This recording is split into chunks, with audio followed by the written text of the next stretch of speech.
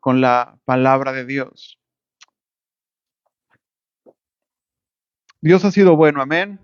A lo largo de este estudio de Marcos que estamos llevando, hemos conocido, hemos visto el carácter de Jesús, hemos visto la forma en que Él se va revelando ante su pueblo, ante sus discípulos, ante la gente que lo rodea. Y vemos que a pesar de las fallas, ¿verdad? Incluso hasta de los más cercanos de Él sigue mostrando, ¿verdad? Su poder. A muchos de nosotros, si pudiéramos tener esa capacidad, ¿verdad?, de hacer milagros cuando queramos, si hiciéramos uno y la gente no creyera en nosotros, muchos de nosotros simplemente diríamos, bueno, pues, ¿verdad? Pues si no quieres, pues entonces ya no hago nada, ¿verdad? Y ya, ¿verdad? Me hago el digno, ¿verdad? Pero Jesús ah, fue fiel y siguió, ¿verdad? Predicando, siguió enseñando. eh, y todo lo que vemos hoy es una consecuencia de ese llamado obediente de Jesús, de comenzar, de venir a fundar ese reino de Dios, ¿verdad? Y vamos a leer Marcos. Yo te invito a que vayas a Marcos capítulo 8 y mientras llegas ahí, voy a hacer una oración para comenzar el mensaje. Gracias, Señor, por esta enseñanza. Gracias por este mensaje. Gracias por tu palabra que nos va mostrando, Señor, quién eres. Por tu palabra que nos muestra tu amor hacia nosotros, tu plan maravilloso, Señor. Gracias porque aquí vemos tu voluntad. Aquí te conocemos mejor. Aquí sabemos tus planes. Gracias, Señor, porque hablas a nuestra vida a través de la Biblia. Y en el nombre de Jesús te pedimos que nuestro corazón esté dispuesto, humilde, Señor Dios, entendido para recibir lo que has de hablarnos. En el nombre de Jesús.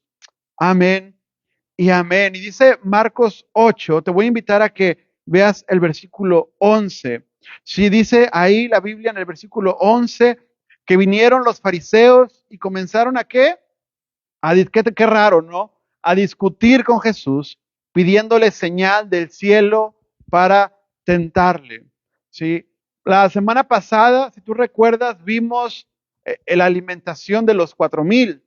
¿Sí? El segundo milagro de multiplicación que vemos en Marcos, pero este milagro creo yo incluso más especial que el primero, porque este es el mundo gentil, este es en Decápolis, ¿sí? Y este milagro, en el primer milagro los discípulos hablan y piden comida, pero en este Jesús, ¿verdad? Simplemente nadie le está pidiendo nada, Él, por misericordia de la gente, les da de comer. Y vimos cómo todo comienza. Mucho de lo que hace Dios comienza con alguien que se preocupa por otros.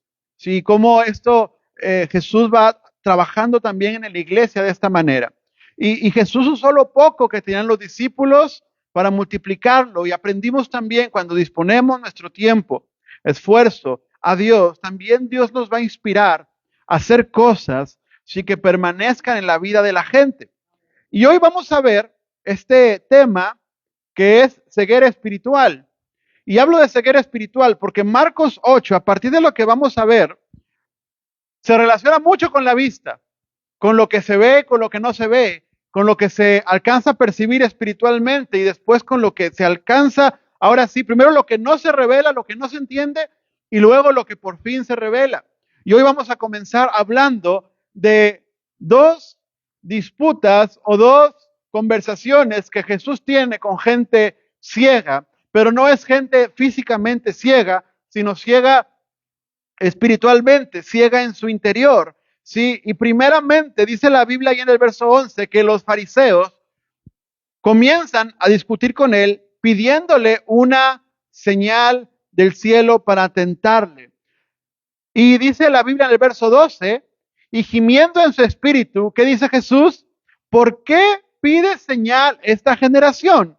De cierto les digo que no se les dará señal a esta generación. Y dejándolos, volvió a entrar en la barca y se fue a la otra ribera. Para no perdernos, en el milagro de la multiplicación de los 4,000, Jesús está en Decápolis, está en territorio gentil, pero aquí ya no está en Decápolis. Viajaron a Galilea, otra vez a tierra judía, otra vez ya están de vuelta en casa.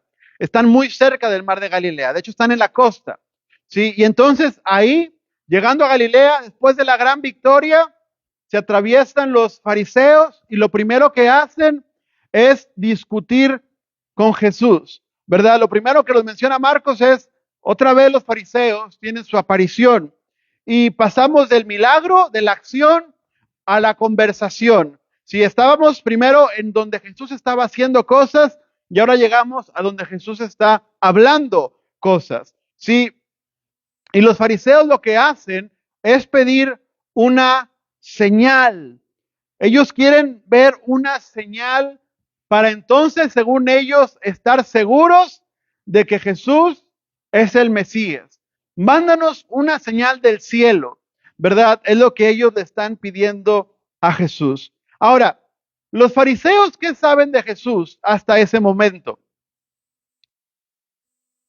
Ellos vieron los milagros de sanidad.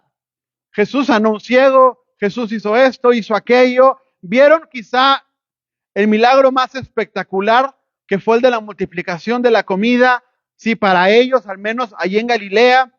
Y ahora le piden a Jesús una señal. Es decir, ¿cómo no viste todo lo que ya Jesús hizo por ti, verdad? Y ya como el bien que ha traído a las aldeas, ya ningún sistema de salud que hubiera en Galilea logró lo que Jesús había logrado. Sí, redujo el número de ciegos, el número de enfermos, el número de personas en crisis. Lo que nadie había logrado, bajó el número de endemoniados, todo solo por Jesús. Y aún así estás pidiendo señal. Ahora, el término original, cuando dice la Biblia en el verso 11, discutir, sí, en el original nos da una idea de un interrogatorio agresivo. No están preguntándole como quien quiere saber, están preguntando como quien quiere pelear. No sé si te ha pasado a ti o le ha pasado a alguien alrededor tuyo, que alguien llega y lo has visto y esa persona llega muy enojada y empieza a preguntar, pero no empieza a preguntar esperando respuesta. Empieza a preguntar como simplemente por preguntar, porque está a punto de tirarle un cato, está a punto de pegarle, sí, porque está muy enojado. Entonces, los fariseos llegan preguntando, pero no llegan preguntando para saber, llegan preguntando para discutir, para pelear, ¿verdad? Lo que ellos quieren es sacar a Jesús de sus casillas, están molestos con él. Y ellos, es como quien busca creyentes de otra denominación y le pregunta algo, pero no para escuchar lo que él tiene que decir, sino para contestarle, ¿verdad? Todavía ni me contesta, yo estoy pensando lo que voy a responder. Los casados a lo mejor saben de eso, ¿verdad? Cuando hay una discusión y ya ni siquiera estás oyendo a la otra persona, ya nada más estás oyendo tus pensamientos, ¿verdad? Y la persona todavía ni acaba de hablar y tú ya sabes lo que vas a responder. Los fariseos están con ese ánimo detrás de Jesús. Un interrogatorio agresivo y le están pidiendo señal. Danos una señal a ver si es cierto que tú eres el Mesías que dices que eres, ¿verdad? Ahora, ¿pero qué señal necesitan? ¿Qué es lo que ocupan los fariseos? ¿Qué no han visto de Jesús? Porque Jesús ya sanó un ciego, ya sanó leprosos, una mujer con flujo de sangre, ¿verdad? Ya sacó demonios, un hombre con la mano seca, todo eso lo hemos visto en Marcos.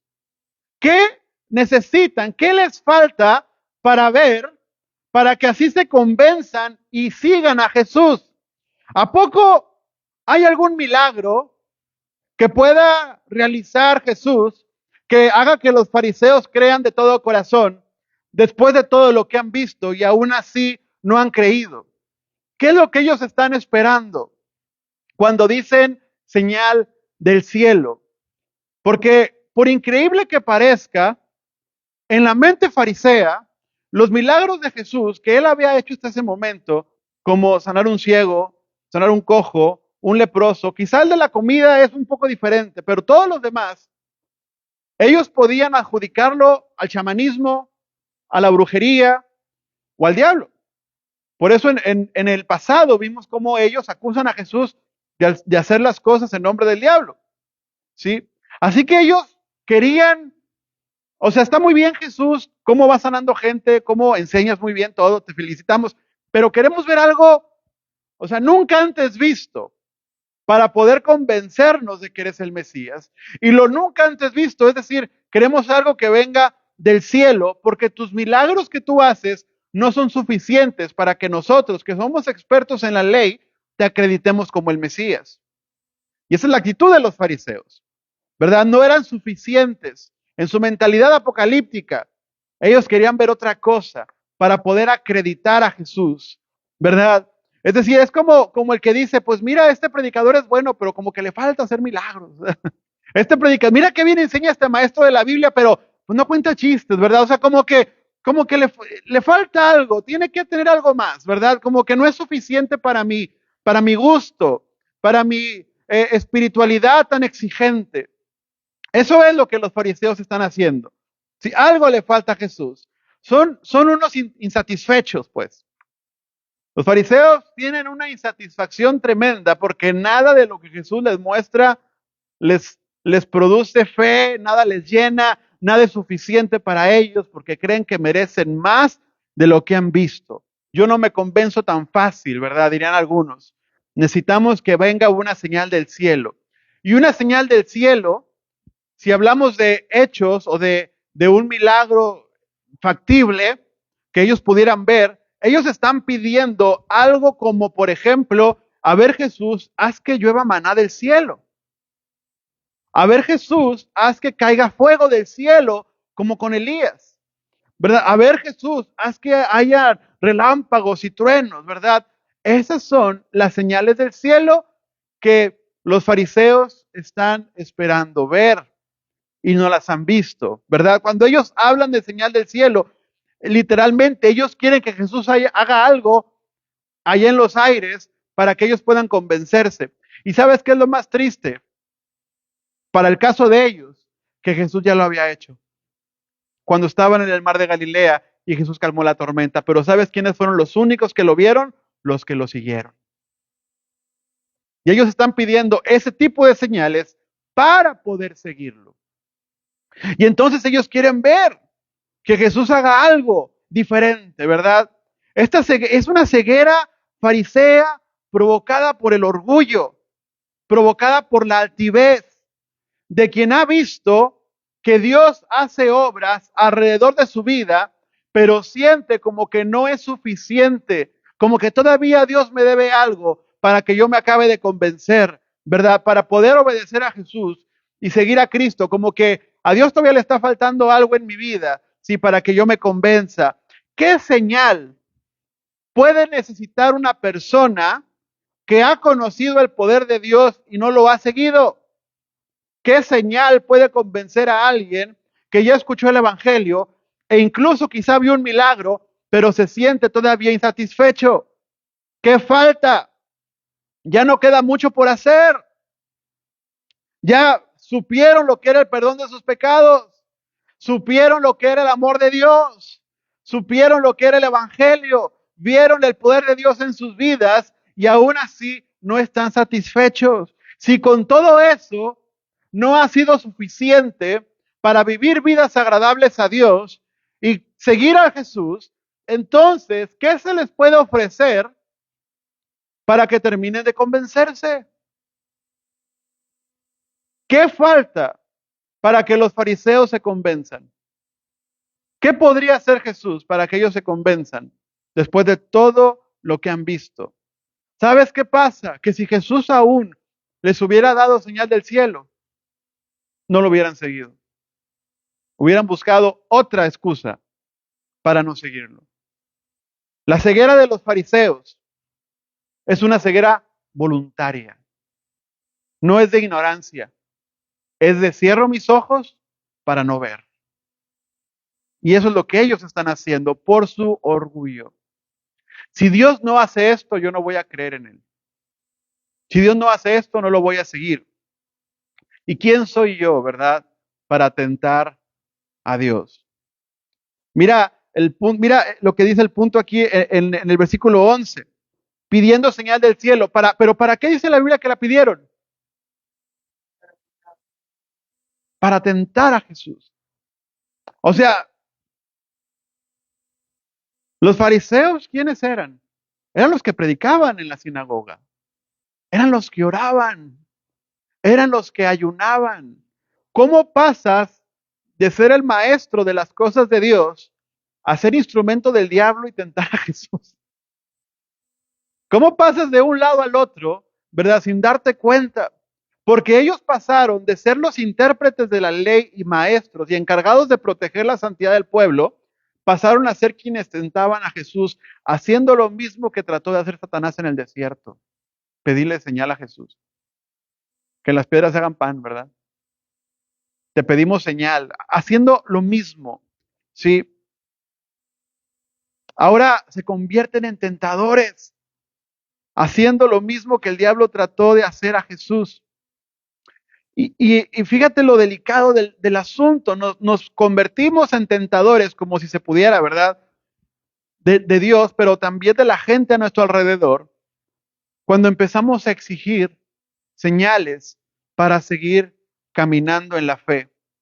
Cuando yo requiero ver un milagro por semana, ¿verdad? Para poder mantenerme en la fe. Cuando yo requiero que me den palabra por semana, una palabra en oración, ¿verdad? Porque la Biblia no es suficiente para poder mantenerme en fe. Cuando yo requiero ver algo que me sorprenda para poder mantenerme en fe, nos convertimos en gente que está tentando a Dios, ¿verdad? Diciéndole, Señor, si no me convences, me pierdes, ¿verdad? O sea, si no te apuras, Señor, yo dejo de venir a la iglesia, yo dejo de orar, dejo de leer la Biblia, dejo de buscarte. Pero depende de ti, ¿verdad? O sea, depende de lo que tú hagas, depende de lo que tú envíes, depende de lo que tú mandes del cielo para ver si yo sigo creyéndote. Si mentes descreídas, buscando saciar su falta de fe a través de lo que pueden tocar y de lo que pueden ver.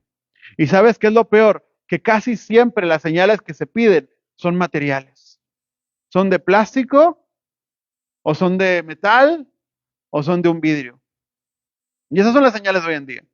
Los fariseos mínimo estaban pidiendo fuego. Nosotros pedimos otro tipo de señales, ¿verdad? Y entonces, y esto es triste porque lo vemos incluso hacia el área ministerial y el área también de la iglesia de hoy en día. No solamente hablamos de la gente que no quiere seguir a Jesús, hablamos de los que estamos dentro de la iglesia. Porque ¿quién quiere ser un siervo sufriente? Nadie quiere ser el obrero fiel, ¿verdad? El siervo inútil.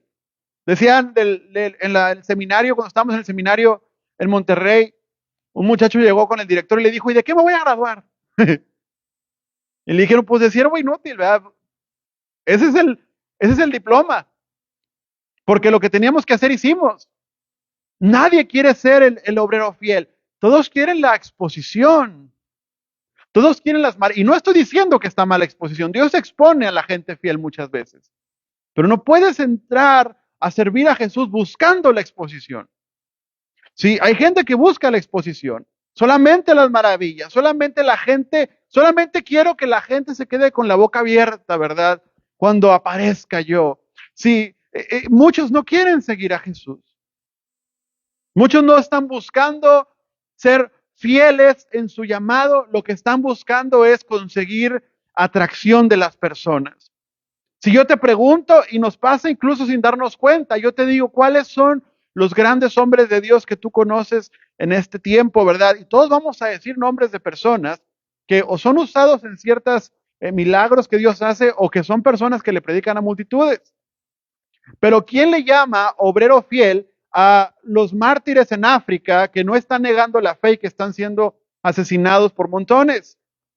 Hace poco en Nigeria convocan a personas a orar y se juntan miles de personas a orar y resulta que esa propaganda era propaganda falsa, hecha por islamistas extremos, por gente del Islam pero extremista, ¿verdad? Y entonces cuando estaban todos juntitos, a todos los mataron. ¿Y quién les llama? ¿Quién quiere ese tipo de ministerio, verdad? ¿Quién quiere el don de mártir? Todos buscamos cosas más atractivas, ¿sí? Buscamos cosas que atraigan la atención de las personas, cosas que nos hagan sentir orgullosos o que la gente te dé una palmada en la espalda. Mucha gente, incluso y ahora en la iglesia, ya no hablamos de los que sirven, ahora también hablamos de los que asisten a la iglesia, no buscan la palabra de Dios. No buscan sufrir la palabra de Dios.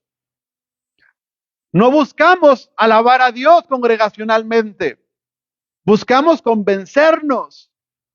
Buscamos que nuestra mente descreída se convenza a través de la autoglorificación y que Dios mande señales que me puedan convencer para yo entonces seguir a Jesús.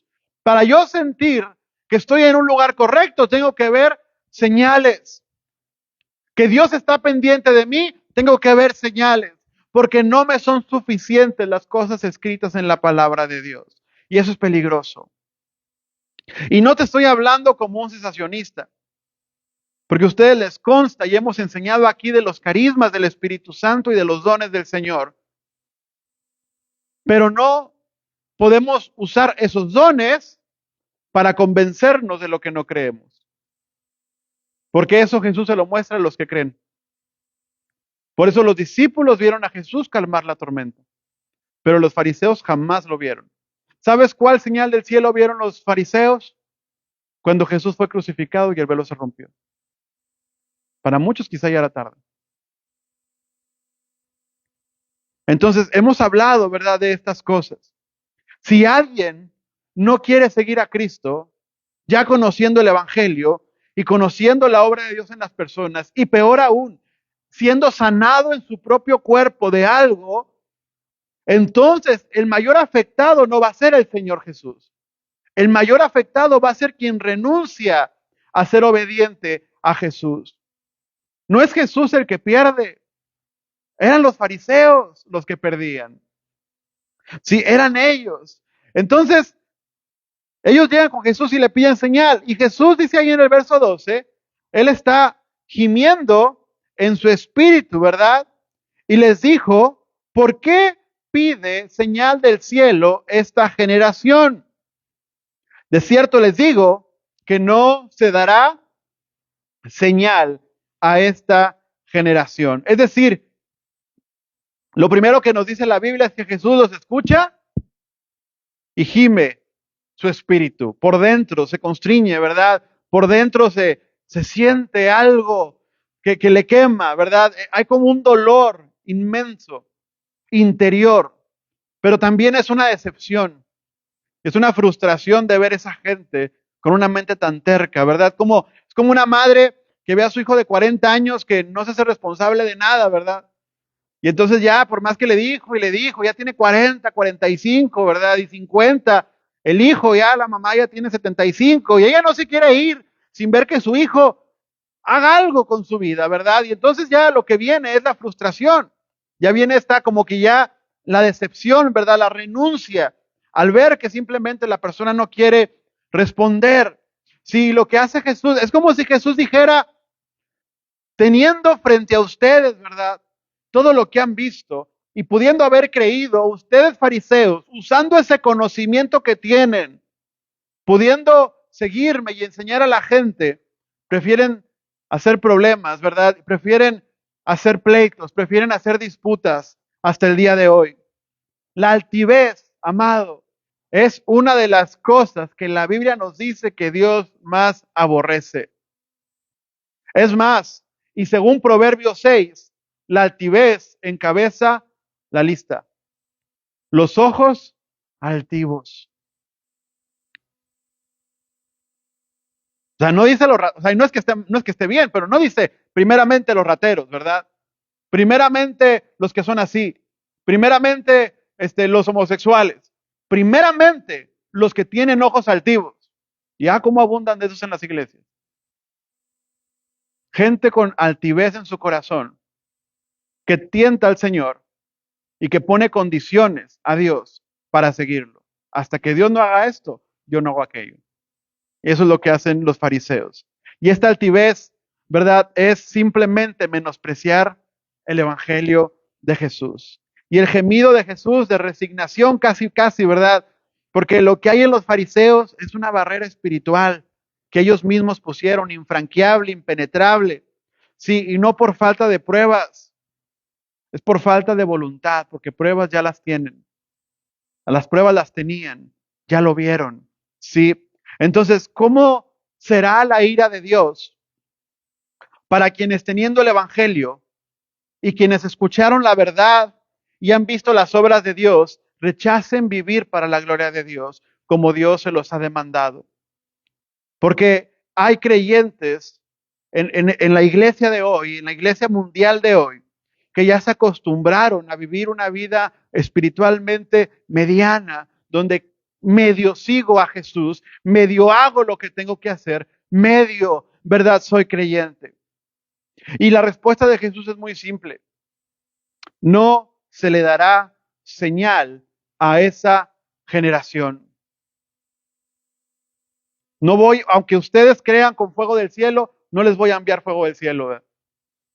Si ustedes están esperando ver cómo yo tumbo una montaña, no lo voy a hacer. No porque no pueda, pero no van a tentar a Dios.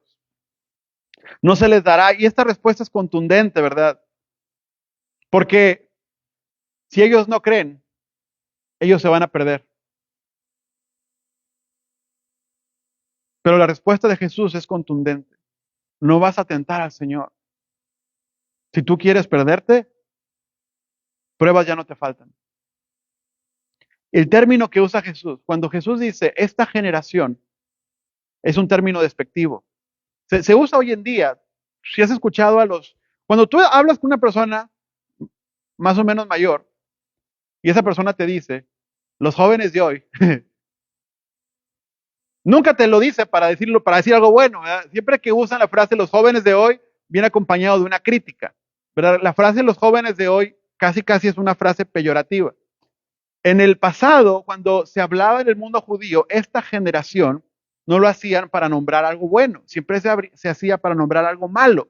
¿Verdad? Lo que hacía Jesús es llevar a los fariseos y compararlos con esta generación. ¿Y cuál era esta generación? La generación del desierto, ¿sí? La que no entró a la tierra prometida, la que estuvo en el desierto y vieron muchas señales y aún así no se convencieron.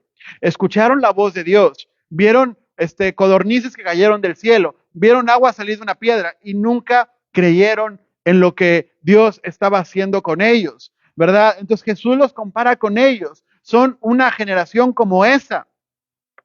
Y ya no vamos a dar más señales de las que ya recibieron, ¿verdad?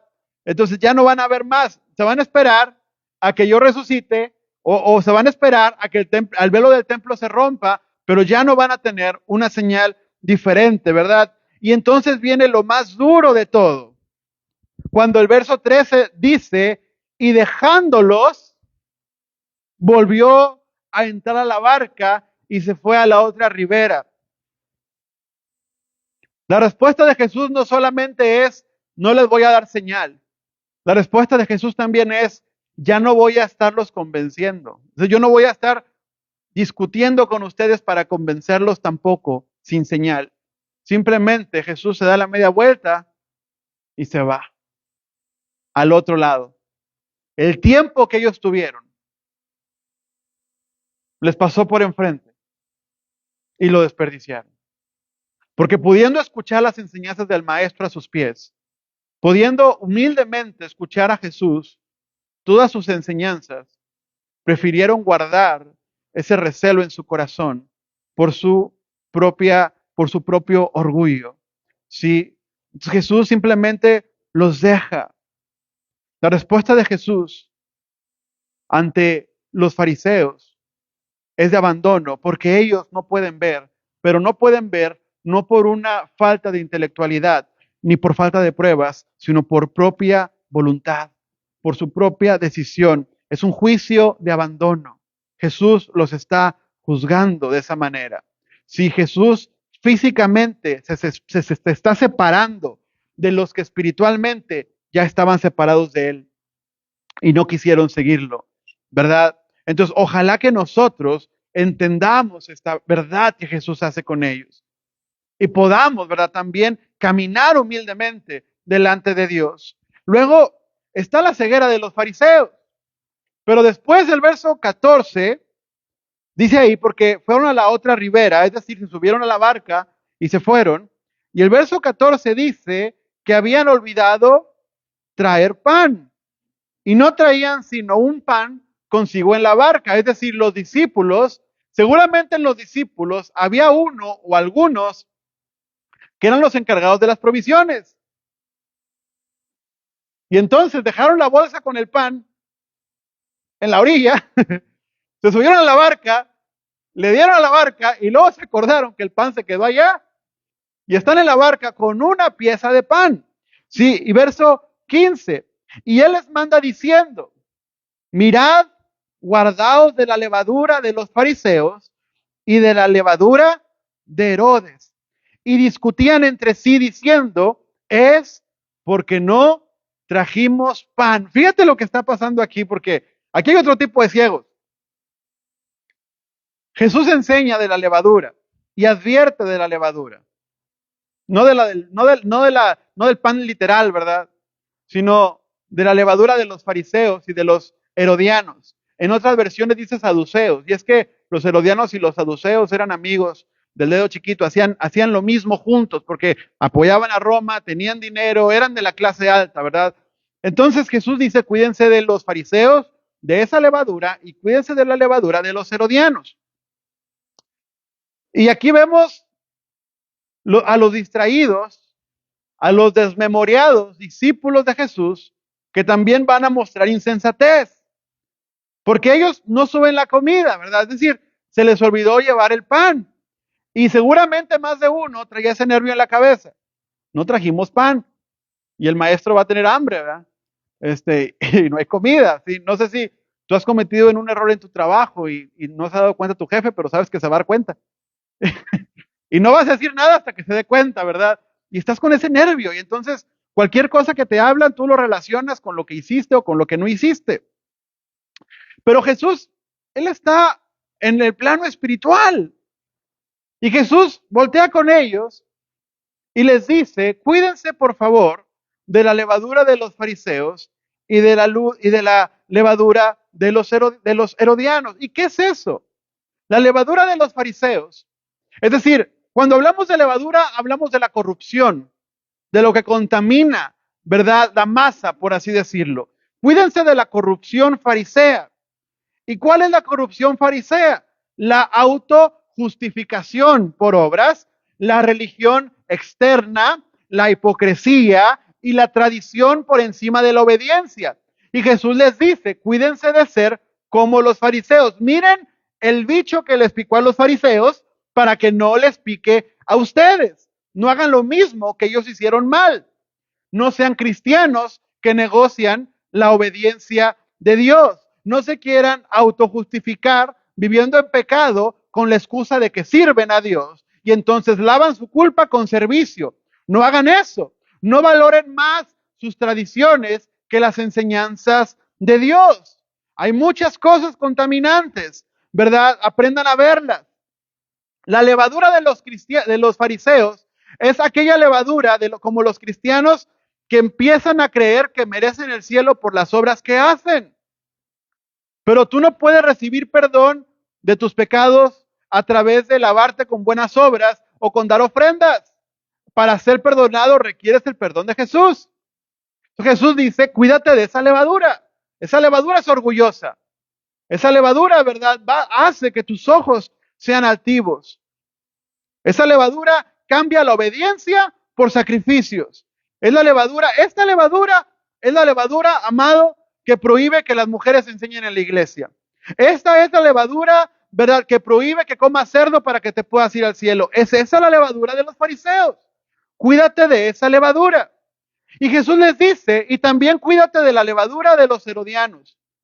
¿Y cuál es esa? ¿Quiénes son los herodianos?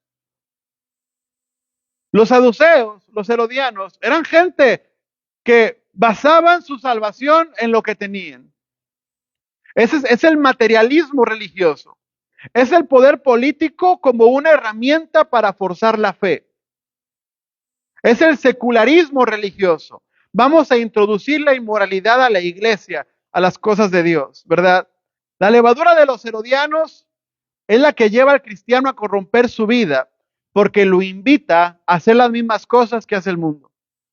¿Qué pasó con la iglesia después de Constantino cuando llegaban a islas, ¿verdad?, no evangelizadas y querían convertir a las personas? Ya no había misioneros, ahora lo hacemos por la fuerza. Y entonces tú tienes el Dios del agua, no te lo voy a quitar, te voy a poner a una persona, un santo, un hombre que va a ser el que te va a dar la lluvia. Vamos a cambiar, ¿verdad? Vamos a aceptar tu secularismo, pero lo vamos a meter también al evangelio y lo vamos a combinar. Esto es lo que está haciendo. Esta es La levadura herodiana. Vamos a introducir de lo que hay afuera hacia adentro, ¿verdad? Y esto te lleva a corromperte. Esta levadura herodiana es la levadura que lleva a los líderes políticos a usar el nombre de Dios para hacer cosas innombrables, como muchas veces en la historia lo hemos visto. Porque en nombre de Dios se han hecho muchas cosas vergonzosas. Ha habido abusos, ha habido conquistas, guerra y muertes en el nombre de Dios. Esa es la levadura herodiana. La levadura que cree que porque tiene poder, Dios está de su lado. Los que llaman cristianos o los que llaman cristianismo a conceptos que incluyen muerte. Entonces, la levadura herodiana busca que a través de lo legal se justifique el pecado en la iglesia. Pero ambas levaduras, la de los fariseos y los herodianos, aunque parecen diferentes, dañan el corazón del creyente. Y tienen como consecuencia un corazón insensible, frío, incapaz de buscar a Dios. Y lo que Jesús les está diciendo es una enseñanza espiritual. Tengan cuidado con la corrupción en la fe. No se corrompan. Cuando llegue la gente con ustedes y se pongan al servicio de ustedes y les digan, Juan, Pedro, ¿qué hacemos? No se corrompan. No abusen de ellos. No sean como los fariseos, ni como los saduceos o los herodianos. Jesús los está cuidando de corromperse como siervos de Dios e irse al infierno. Una enseñanza espiritual y profunda. Pero los discípulos llegan a una conclusión. Ah, Jesús nos está diciendo eso.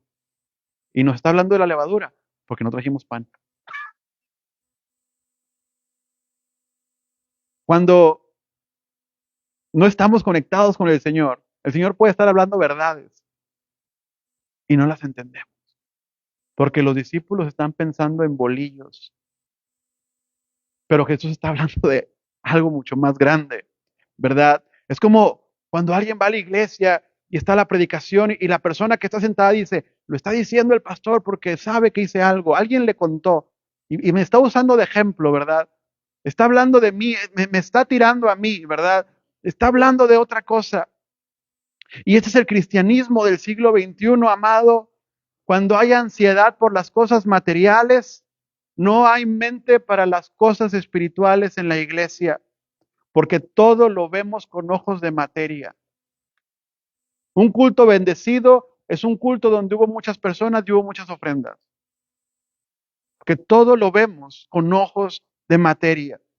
Entonces está a veces un predicador desarrollando un mensaje que viene del corazón de Dios, pero está también el discípulo afanoso, pensando en lo que va a comer más tarde, pensando en lo que va a hacer cuando salga, ya tiene su mente en otra cosa, todo es materia, ¿verdad? ¿A qué hora juegan los Cowboys, verdad? ¿A qué hora vamos a hacer esto? Siempre pierden. ¿Y a qué hora vamos a hacer aquello? Siempre, o sea, es decir, no podemos entrar al círculo de Dios y recibir su mensaje porque estamos absortos en una vida material que es muy pasajera y muy vana. Jesús está urgiendo a sus discípulos a ser genuinos cuando sirvan, a predicar fielmente, a tratar bien a las personas. Pero ellos están pensando en el pan que se quedó en el río, que lo más probable es que ya se lo comió un animal. Ellos están pensando en pan. ¿Cómo comparas lo que Jesús está enseñando con los bolillos de 3 por $1 que tú consigues en la tienda? ¿Cómo comparas este alimento, verdad? Y lo menosprecias porque ya quieres ir a hacer otra cosa allá afuera. Estás cambiando el pan del Señor por el pan que dejaste en el río. No está entrando la enseñanza. Pero estos ciegos no son ciegos por voluntad, son ciegos por despistados. Pero igual están ciegos, no pueden ver lo que Jesús les quiere enseñar. Y entonces Jesús tiene que reprenderlos y tiene que regañarlos. Y viene una serie de preguntas y las vamos a leer de corrido. Y porque dice el verso 16, y discutían entre sí diciendo, es porque no trajimos pan, por eso nos predica eso. Verso 17. Y entendiéndolo Jesús les dijo, ¿qué discuten porque no tienen pan? ¿No entienden? ¿No comprenden? ¿No aún tienen endurecido su corazón? Teniendo ojos no ven, teniendo oídos no oyen y no recuerdan. Cuando partí los 5 panes entre 5,000, ¿cuántas cestas llenas recogieron? Y ellos respondieron 12. Y cuando las 7 panes entre 4,000, ¿cuántas canastas llenas recogieron? Y ellos dijeron 7. Y les dijo, ¿cómo entonces todavía no entienden? Jesús empieza a regañarlos con preguntas. No hay nada peor cuando tu mamá te regaña con preguntas, ¿verdad? Cuando las mamás enojadas empiezan pregunta tras pregunta tras pregunta, ¿verdad? Y es lo que Jesús hace con ellos. Y lo primero que les dice, ¿por qué están discutiendo por pan? Si estoy hablándoles de su servicio, estoy hablando, miren lo que acaba de pasar con los fariseos, se van a ir al infierno, se les fue la salvación, se les fue el que podían seguir. Los estoy advirtiendo para que no les pase lo mismo y ustedes están hablando de pan. Y luego los regaña y les dice, ¿no entienden? ¿No comprenden? Es decir, ya como hasta poniendo en duda su capacidad cognitiva, ¿verdad? Si hubiéramos sido nosotros un zape, ¿no entiendes lo que estoy diciendo? Y Jesús les dice, y aún tienen su corazón endurecido, endurecido. Jesús fue la palabra que usó cuando habló de los fariseos en Marcos 3:5, cuando ellos hablaban del día de reposo. Los está comparando con ellos, una decadencia moral. Y les dice todavía, y tienen ojos y no ven, y tienen oídos y no escuchan. Es decir, son ciegos y sordos espiritualmente, no pueden ver la voluntad de Dios y no pueden escuchar la voz de Dios. Y les dice, ¿y no recuerdan? O sea, también hasta amnésicos, ¿verdad? O sea, les dijo de todo, ¿verdad? O sea, no piensan, no escuchan, no oyen, tienen amnesia. Todo tienen los fariseos. Espiritualmente están siendo deshonestos después de todo lo que han visto y aún no entienden dónde está lo importante. Y entonces Jesús pone 2 ejemplos, porque ustedes están muy preocupados por el pan. Y cuando fueron, dice, y cuando partí 5 panes entre 5,000, a ver, Santiago, ¿cuántas cestas llenas sobraron? Me imagino a Santiago, va todo agüitado, ¿verdad? No, pues 12. Y tú, a ver, y cuando fuimos allá de Decápolis, entre 7 panes y 4,000 personas, ¿cuántos quedaron? ¿Verdad? No, pues 7. Entonces, ¿por qué están preocupados por el alimento si aquí estoy yo? Mejor enfóquense y escuchen la enseñanza que tengo que darles, porque esta enseñanza es privada. En cuanto lleguemos a la otra orilla, la multitud va a venir detrás de mí. Pero antes de que venga la multitud, yo te quiero hablar en secreto, en privado, a ti. Pero a veces Jesús nos quiere hablar y nosotros, nuestro corazón y nuestros pensamientos está en otra parte. La ceguera de los discípulos, sin embargo, no es como la de los fariseos. Por eso Jesús no los abandona. Porque esta no es por altivez, es falta de atención. Y Jesús en su paciencia y en su amor los va a llevar a través de un proceso donde ellos van a ir abriendo sus ojos. Y lo vamos a empezar a ver la siguiente semana. Pero va a ser gradual. Pero amados, ¿hasta cuándo vamos a estar sin entender la urgencia, la necesidad que tienen las personas? No estamos hablando, el evangelio no es que Dios me bendiga y me dé un auto. Dios te lo puede dar. Que Dios me bendiga y me dé una casa. Dios te la puede dar. Ese no es el evangelio. Por más que dure una casa, no va a pasar la eternidad esa casa. Pero este tiempo es específico para tu vida. ¿Sabes tú que toda iglesia cristiana, no importa cuándo abra ni dónde abra, toda iglesia cristiana un día cierra? y se abren otras. Todas las iglesias están destinadas a desaparecer, incluyendo esta. Pueden durar 300 años, pero un día dejan de existir y se abren otras iglesias. Lo que te quiero decir es que esta casa está abierta en este tiempo por una razón que Dios conoce y es relevante para esta ciudad. Así que escuchemos lo que Dios tiene que hablarnos para que hagamos conforme a su voluntad. Vamos a ponernos en pie. Que ya no nos falte atención, que ya no nos falte oído para escuchar. Y si alguien incluso siente que está como un fariseo y ha reconocido orgullo en su corazón, entonces está a tiempo de arrepentirse.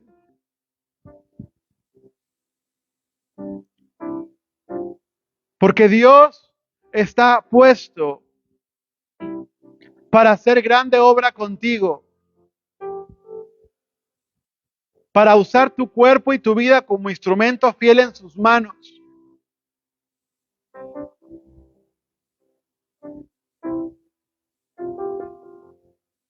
Pero requerimos estar atentos a la voz de Dios. Te voy a invitar a que ahí en tu lugar le pidas al Señor que si te ha faltado y reconozcas delante de Dios, que si te ha faltado esa sensibilidad para escuchar la voz del Espíritu, para entender la palabra, que le digas al Señor, Señor, yo quiero escucharte.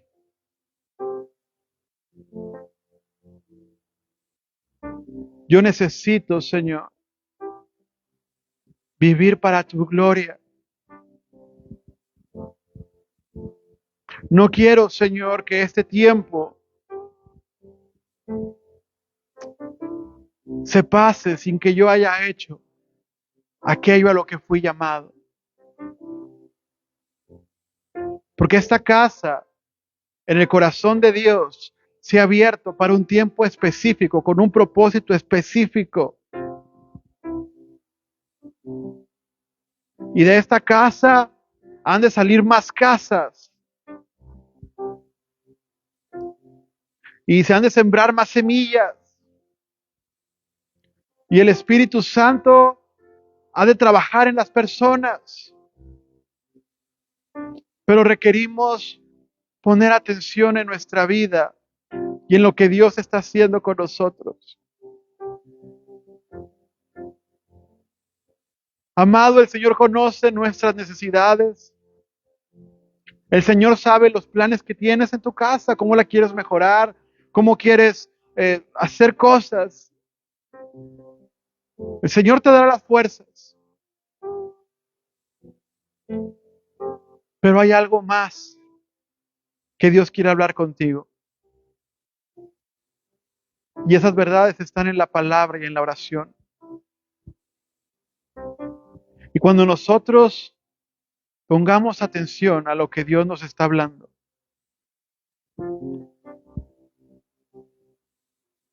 nos vamos a enamorar de Él como nunca antes lo habíamos hecho.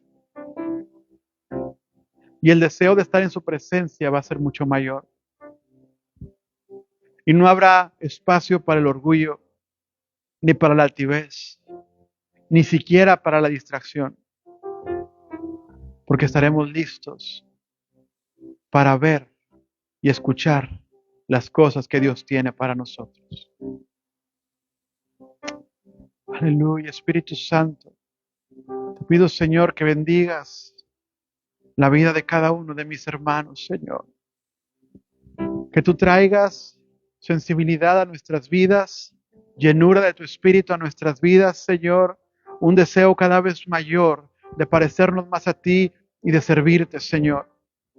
Ayúdanos, Señor Dios, a ser como tú en todo lo que hagamos. Aleluya. Te voy a invitar a que ahí en tu lugar, si tienes a bien, pongas tu mano sobre alguna persona que está cerca de ti. De preferencia varón con varón y mujer con mujer. Y ora por esa persona. y bendice su vida. Sea un instrumento de bendición sobre su vida. Que tus manos están hechas para bendecir. Tu boca está hecha para bendecir.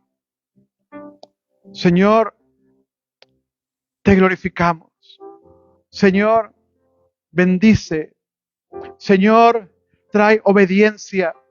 Aleluya. Espíritu Santo, llénanos con tu presencia.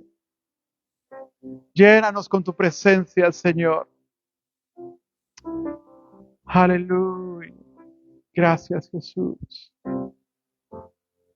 Gracias, Jesús. Oh, te alabamos, Señor. Te adoramos, Señor. Te glorificamos, Jesús. Recibe toda gloria y alabanza y adoración, Señor. Porque solo tú la mereces. Te bendecimos, Espíritu Santo.